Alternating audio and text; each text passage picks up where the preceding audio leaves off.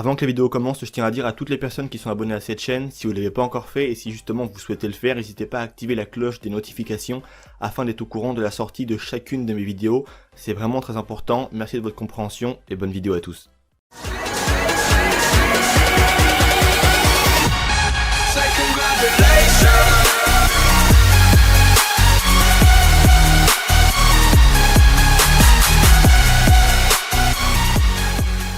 Yo les gars, vous allez bien ou quoi? On se retrouve pour une toute nouvelle vidéo aujourd'hui concernant Red Dead Redemption 2. On va se poser aujourd'hui les potos une question que je me pose maintenant depuis fort longtemps.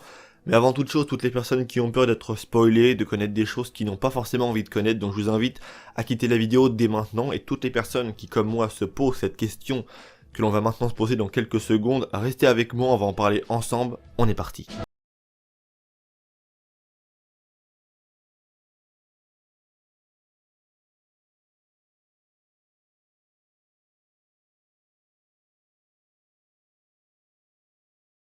Qui, comme moi, connaissent déjà par cœur le scénario du 1, qui ont bien conscience qu'on s'oriente depuis maintenant le début, un petit peu des informations qui ont fuité par rapport à ce jeu, qui ont même été dévoilées par Rockstar. On parle bien évidemment d'un préquel pour le scénario du 2.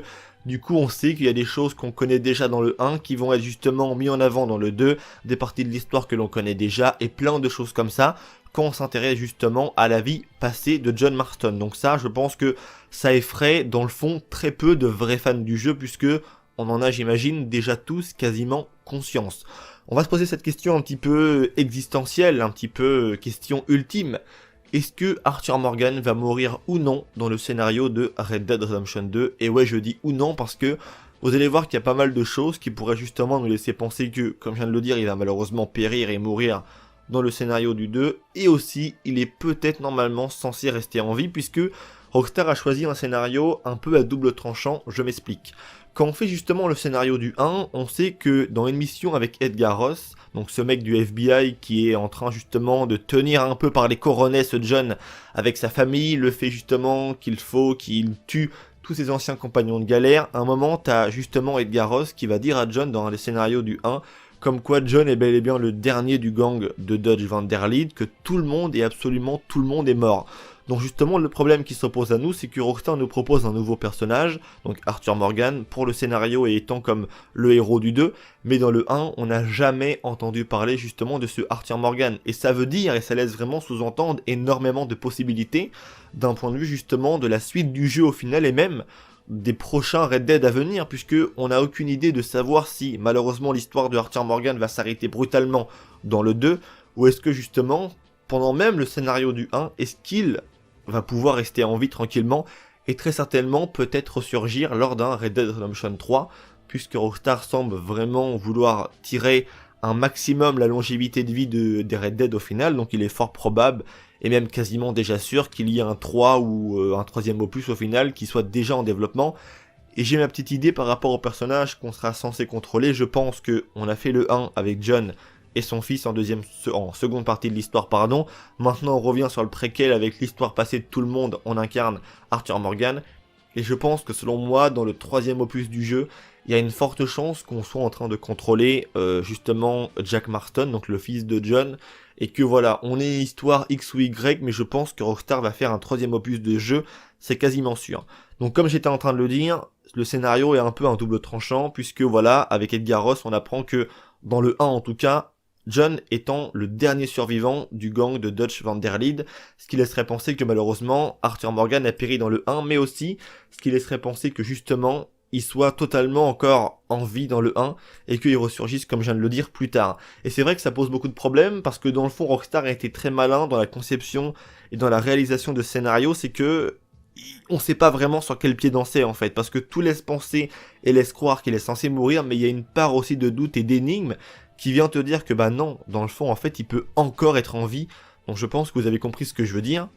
Deuxième question aussi qu'on va se poser pendant justement cette vidéo, c'est est-ce qu'on va incarner ou non John Marston comme c'était le cas dans le 1, je m'explique. Vous savez tous que dans le scénario du 1, on incarnait pendant quasiment la globalité de l'histoire John Marston, et une fois justement la mission le dernier ennemi à abattre, on incarnait, après la mort bien évidemment de John, son fils Jack, on avait un bon saut dans le temps de quelques peut-être dizaines d'années ou 8 ans, peut-être un truc du genre, et on incarnait de nouveau justement le fils donc de John Jack, qui est un petit peu avec des revanches à prendre sur des personnes qui ont fait tuer son père, et notamment Edgar Ross, au final. Donc ça, je pense que tout le monde s'en rappelle.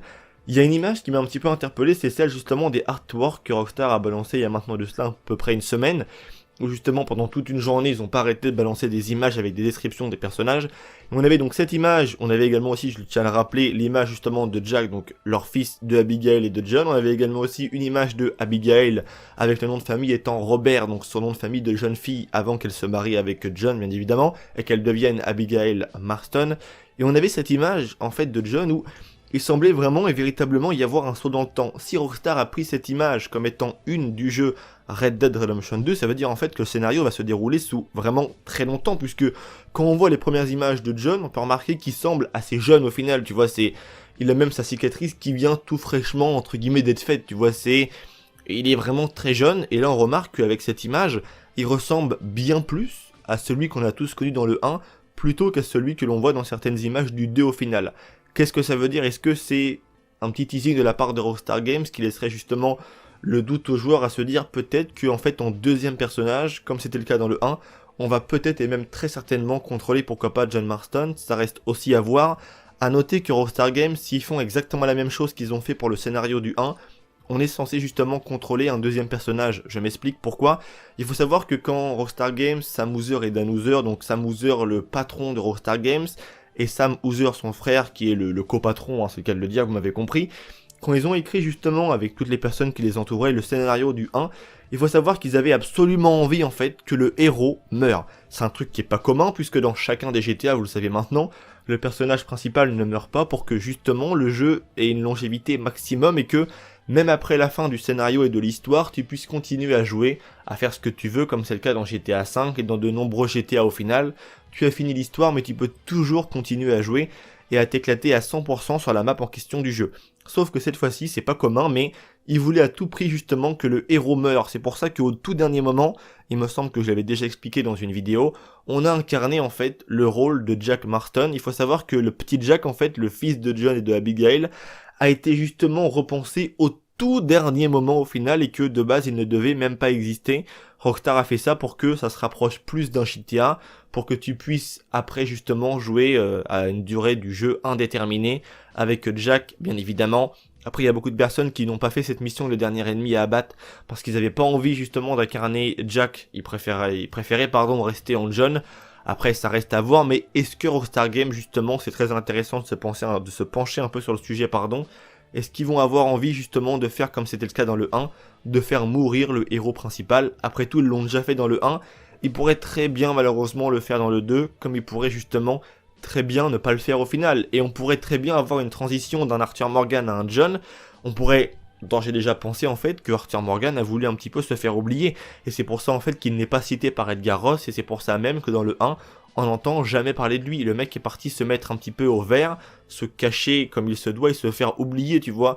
Et il aurait très certainement passé un pacte avec avec John, en lui demandant de volontairement le laisser un petit peu se faire oublier, parce qu'il est vrai que dans certaines images que l'on voit de Red Dead 2, il semble y avoir un certain regard entre John et justement Arthur Morgan qui laisserait penser que les deux personnages sont extrêmement proches. Donc voilà, c'est tout pour cette vidéo, j'espère qu'elle vous aura plu, j'attends vraiment vos avis dans l'espace commentaire. Est-ce que selon vous il va mourir? Est-ce qu'on va interpréter dans une seconde partie de l'histoire ou non le rôle de justement John Marston? Parce que ça pourrait vraiment être très intéressant. N'hésitez pas aussi à me laisser vos avis par rapport à un troisième opus de jeu.